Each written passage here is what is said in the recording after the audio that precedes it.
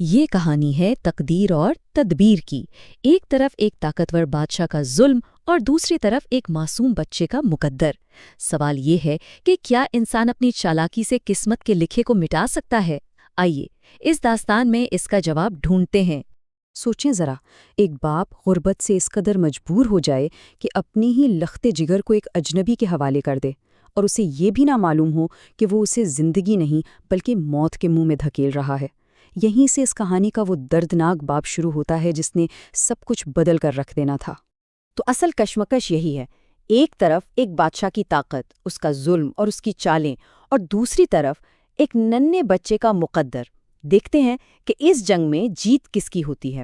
تو کہانی کا آغاز ہوتا ہے سلطان شہریار سے، ایک ایسا بادشاہ جس کی سلطنت دور دور تک پھیلی تھی اور جس کی طاقت کا کوئی مقابلہ نہیں تھا۔ لیکن پھر ایک رات آسمان پر چمکتے ستاروں نے ایک ایسی خبر سنائی جس نے اس طاقتور سلطان کے پیروں تلے سے زمین نکال دی۔ شاہی نجومی نے بتایا کہ سلطان کا تخت کوئی شہزادہ نہیں بلکہ سلطنت کے سب سے غریب گاؤں میں پیدا ہونے والا ایک لڑکا چھین لے گا، اور اس کی پہچان کیا ہوگی؟ اس کے دائیں کندھے پر بنا ایک ستارے کا نشان۔ بس یہ سننا تھا کہ سلطان کے دل میں خوف کی آگ بھڑک اٹھی۔ لیکن سلطان تھا بڑا شاطر۔ اس نے سوچا کہ خون خرابہ کرنے کی کیا ضرورت ہے۔ اس نے بھیس بدلا، اس غریب گاؤں پہنچا اور سونے کے چند سکوں کے عوض اس بچے کو اس کے والدین سے خرید لیا۔ جب کندھے پر ستارے کا نشان دیکھا تو تسلی کر لی، اور پھر اس معصوم کو ایک صندوق میں بند کر کے بپھرے ہوئے دریا میں پھینک دیا۔ اسے لگا کہ بس قصہ تمام، اس نے تقدیر کو مات دے دی۔ سلطان تو اپنے محل واپس آ کر چین کی نیند سو گیا، یہ سوچ کر کہ اس نے اپنی سب سے بڑی مشکل کو جڑ سے اکھاڑ پھینکا ہے۔ لیکن اسے کیا معلوم تھا کہ جن لہروں کو وہ موت سمجھ رہا تھا وہ دراصل اس بچے کی محافظ بننے والی تھیں۔ اور پھر 14 سال گزر گئے، ایک لمبا عرصہ۔ سلطان تو شاید اس رات کو، اس پیشین گوئی کو، سب کچھ بھول چکا تھا، لیکن قسمت وہ کچھ نہیں بھولتی۔ ایک دن سلطان شکار پر نکلا، جنگل میں راستہ بھٹکا اور ایک ایسی جگہ پہنچ گیا جہاں اس کا ماضی اس کا انتظار کر رہا تھا۔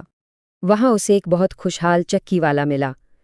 سلطان نے حیرانی سے اس کی کامیابی کا راز پوچھا تو اس نے بتایا کہ اس کی قسمت تو 14 سال پہلے بدلی جب اسے دریا میں بہتے ایک صندوق سے ایک بچہ ملا جس کا نام اس نے ایان رکھا۔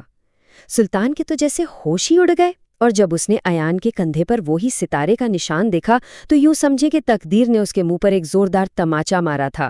مگر سلطان بھی ہار ماننے والوں میں سے نہیں تھا۔ اس بار اس نے تلوار نہیں بلکہ چالاکی کا سہارا لیا۔ ایک خط لکھا، ایک ایسا خط جو دیکھنے میں تو ایک شاہی فرمان تھا لیکن اصل میں ایان کی موت کا پروانہ تھا۔ اس نے ایان کو وہ خط دے کر محل بھیجا۔ خط میں لکھا تھا، اس لڑکے کو پہنچتے ہی سب سے تاریک تہخانے میں ہمیشہ کے لیے قید کر دو۔ لیکن قسمت نے اپنا ایک اور مہرہ آگے بڑھایا۔ راستے میں ایک درویش نے اس خط کو بدل دیا، اور نئے خط میں کیا لکھا تھا؟ اس لڑکے کی شادی فوراً میری بیٹی شہزادی سے کر دو۔ یعنی موت کا حکم زندگی کے سب سے بڑے انعام میں بدل گیا۔ اب یہ درویش کون تھا؟ یہ کوئی عام فقیر نہیں تھا، یہ دراصل اسی نجومی کا شاگرد تھا جس نے پیشین گوئی کی تھی، اور یہ پچھلے 14 سال سے خاموشی سے ایان کی حفاظت کر رہا تھا۔ اسی نے سلطان کے اصل خط کو جلا کر اس کی جگہ ایک نیا خط رکھ دیا اور سلطان کی تاریک چال کو ایک روشن صبح میں بدل دیا۔ اب ذرا سلطان کی حالت کا تصور کریں۔ جب وہ شکار سے واپس محل لوٹا تو کیا دیکھتا ہے؟ جس لڑکے کو اس نے قید کروانے بھیجا تھا، اس کی شادی دھوم دھام سے اس کی اپنی بیٹی سے ہو رہی تھی۔ اس کا دشمن اب صرف زندہ نہیں بلکہ اس کا داماد بن چکا تھا۔ غصے اور بے بسی میں اس نے ایک اور منصوبہ بنایا، ایک ایسی آزمائش جو بظاہر ایک شاہی کام تھی لیکن اصل میں موت کا پھندا تھا۔ ایان، جو بیچارہ یہ سوچ کر محل آیا تھا کہ اسے کوئی سزا ملے گی، اسے تو شاہی خاندان میں شامل کر لیا گیا۔ تہ خانے کی جگہ اسے شہزادی گلرخ کا ہاتھ مل گیا۔ قسمت نے ایک بار پھر اپنا کمال دکھایا اور ایان کو وہیں پہنچا دیا جہاں سلطان اسے کبھی نہیں دیکھنا چاہتا تھا۔ سلطان نے سب کے سامنے مسکراتے ہوئے ایان کو ایک نیا کام سونپا۔ اس نے کہا، تمہیں جادوئی پہاڑ کوہ طلسم جانا ہوگا اور وہاں سے دنیا کا سب سے نایاب سرخ ہیرا لانا ہوگا۔ اور پھر دھیمے سے کہا، یاد رہے آج تک وہاں سے کوئی زندہ واپس نہیں آیا۔ یہ صاف صاف موت کا حکم تھا، بس الفاظ شاہی تھے۔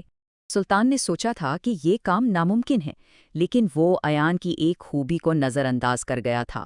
ایان کی اصل طاقت اس کی تلوار نہیں، اس کی عقل تھی۔ اب وہ ایک ایسے سفر پر تھا جہاں طاقت نہیں بلکہ ذہانت کام آنی تھی۔ کوہ طلسم کے غار کے منہ پر اسے پہلی پہیلی ملی۔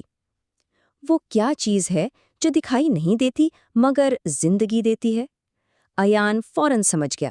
جواب تھا ہوا۔ دروازہ کھلا تو دوسری پہیلی سامنے آئی۔ وہ کیا ہے جو آسمان سے برستا ہے اور زمین کی پیاس بجھاتا ہے؟ جواب بھی اتنا ہی آسان تھا، پانی۔ اور پھر آخری پہیلی، ایسی کیا چیز ہے جسے مٹھی میں تو پکڑ سکتے ہیں لیکن روک نہیں سکتے؟ ایان نے زمین سے ریت اٹھائی اور کہا، ریت یعنی وقت۔ اس کی حکمت نے وہ دروازے کھول دیے جو صدیوں سے بند تھے۔ سلطان نے اسے واپس آ کر بھی نہیں بخشا، ایک مقدمے میں پھنسا دیا جہاں ایک بوڑھے نے دعویٰ کیا کہ ایان نے اس کے صندوق سے سونا چرایا ہے۔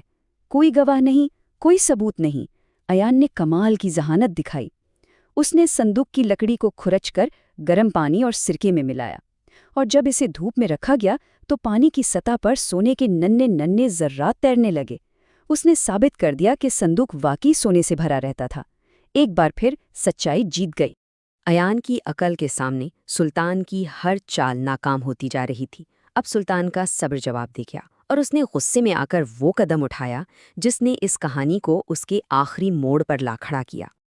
وہ بھرے دربار میں چیخا، یہ کوئی انسان نہیں ہے، یہ جادوگر ہے، پکڑو اسے۔ میں حکم دیتا ہوں کہ اس غدار کو اسی وقت تخت کے سامنے قتل کر دیا جائے۔ سلطان کا اصل چہرہ، اس کا خوف، اس کی نفرت، سب کچھ پورے دربار کے سامنے بے نقاب ہو گیا۔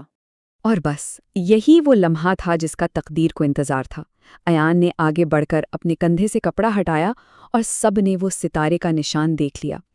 پھر کوہ طلسم سے لائی گئی وہ قدیم تحریر پڑھی گئی جس میں اسی نشان والے کو حقیقی وارث لکھا تھا، اور جیسے ہی یہ ہوا وہ سرخ ہیرا چمک اٹھا اور اس کی روشنی میں ایان کی تصویر ایک بادشاہ کے روپ میں نظر آنے لگی۔ بس پھر کیا تھا، پوری فوج، پورا دربار، سب اپنے حقیقی بادشاہ کے سامنے جھک گئے۔ دیکھیں، ایان نے اپنا تخت ایک بھی تلوار چلائے بغیر حاصل کر لیا، اور بادشاہ بن کر اس کا پہلا فیصلہ کیا تھا؟ انتقام نہیں، رحم۔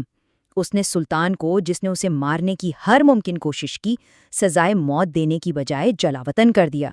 اس نے ثابت کر دیا کہ ایک سچا بادشاہ طاقت سے نہیں، انصاف سے حکومت کرتا ہے۔ تو آخر میں یہ کہانی ہمیں ایک بہت گہری سوچ میں ڈال جاتی ہے۔